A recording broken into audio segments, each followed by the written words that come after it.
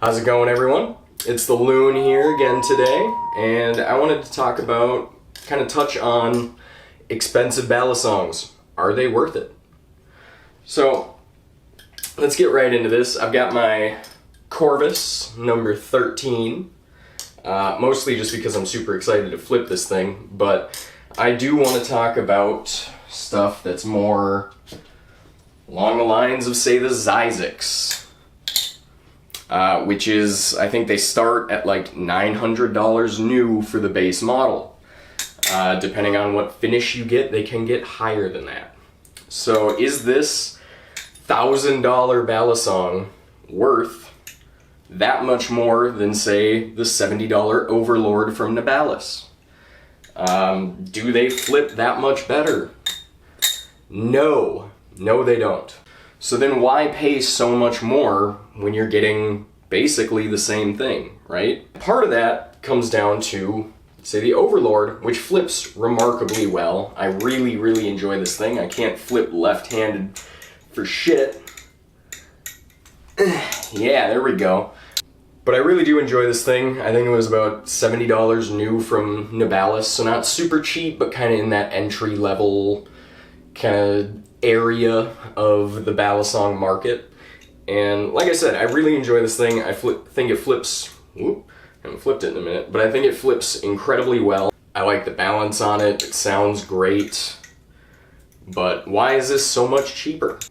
So something like the Nibalis Overlord is made in China, which is going to be the biggest factor in bringing you a much lower price. In China, their resources in manufacturing dwarf what we have in the US. They just have an infrastructure that allows them to mass produce these for very little cost on their end, and that is reflected in the final price. Something like the Zyzics, this thing is machined by one man, JK Designs, and then it comes to Paul. He himself tunes, assembles, sharpens, does all that good stuff. So this thing is made by two people in the US. In the US, materials cost is much higher. Labor costs are higher. The cost of living in the US is higher, and that is reflected in the final price. When you have two people or even one person working on these Balisongs, they're pouring hours of work into this, and it's all on them. There's no team mass producing these and getting them out the door as fast as possible. These are made and sold in very small batches. So that is part of what you're paying for, is materials, the materials themselves. This thing, I believe, is a 440C steel blade and 7075 aluminum. That lowers the cost quite a bit. Those materials are far cheaper to acquire by these businesses. The Zyzics is grade 5 titanium and an S35 VN steel blade. Something like the V3 Medusa kicks it up even further with grade 5 titanium and a MagnaCut steel blade, which is just kind of S35 VN turned up to 11, right? So the materials themselves are far nicer. The cost to manufacture them is far higher.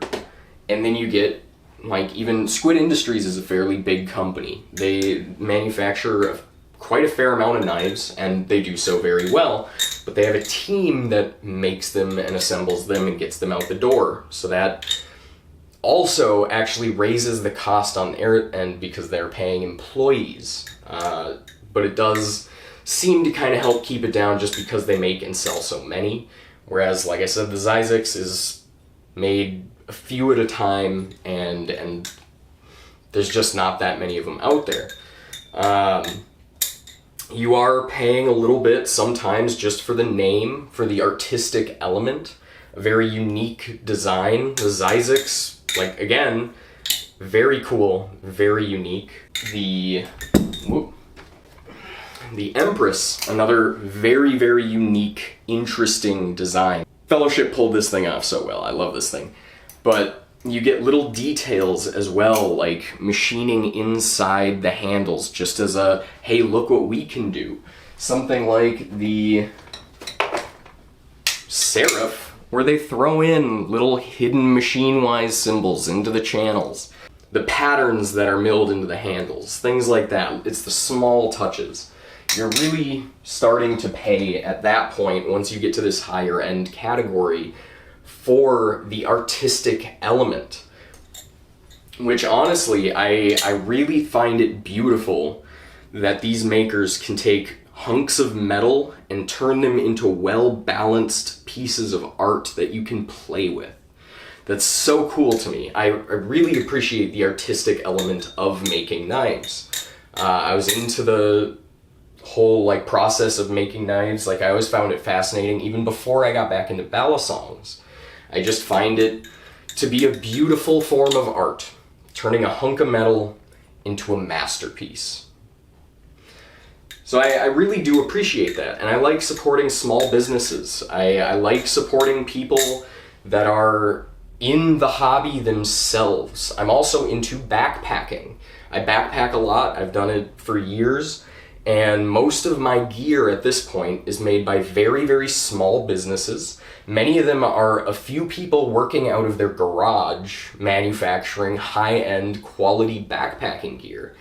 And I know by buying from them, I'm putting money in the pockets of someone who cares about the hobby, who wants to see it thrive, and that money, honestly, portion of that is going to just go right back into the hobby, whether that's them designing new products or acquiring higher end materials, being able to afford the time to make new designs and stuff. I like putting money in the hands of a few people that really care.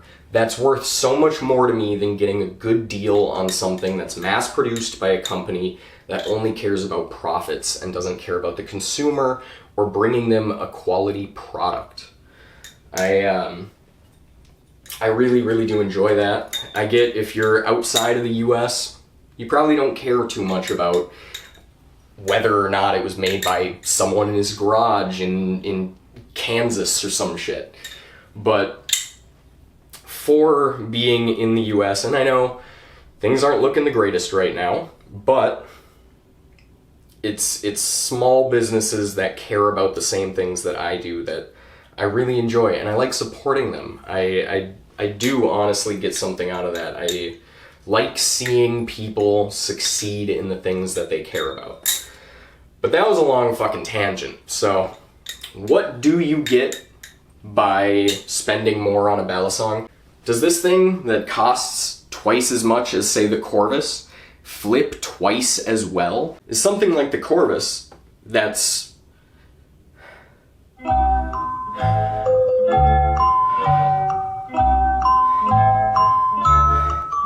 that's 4 or 5 times more expensive than the Overlord? Does it flip 4 or 5 times better? No, it does not. No, this thing flips great, and if you got one of these, I think you'd be very happy with it. But I will say that when you pay that much more, you do get a more finely tuned, well-crafted Balisong made with higher end materials. And does this flip better than the Overlord? A little bit. It does. It really does. But I do believe that it is the law of diminishing returns. If you buy a $50 Balisong and then buy like the Orion for $90, it's gonna flip noticeably better. Buying something like the Kraken for like $250 or something is gonna flip so much better than the Orion. It's gonna be a lot better. But then going from $250 to $450, $500, is it gonna be that big of a difference? No, it's not. It's gonna be a difference, trust me. It will feel better, it will. But you're not getting twice as much better flipping by spending twice as much. The higher end you get, the less of a difference that's gonna make. It's like, I'll talk about backpacking gear again. Or you can get a tarp for $10 at Walmart. It's gonna be bulky, it's gonna be heavy, it's not gonna be made as well.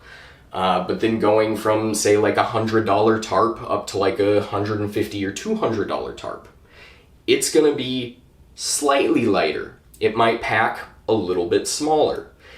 Is it twice as good as the product it costs twice as much to buy? No, it's not. You're getting marginal increases in quality for a lot more money. It's the joke in the backpacking community that you'll spend $500 just to shave a half ounce from your pack once you start dialing things in. Have I gotten that extreme? No, not quite, but I was there for a minute. Now I don't care so much. But it's that diminishing returns thing. The higher end you get, the smaller the difference the large chunk of money is going to make.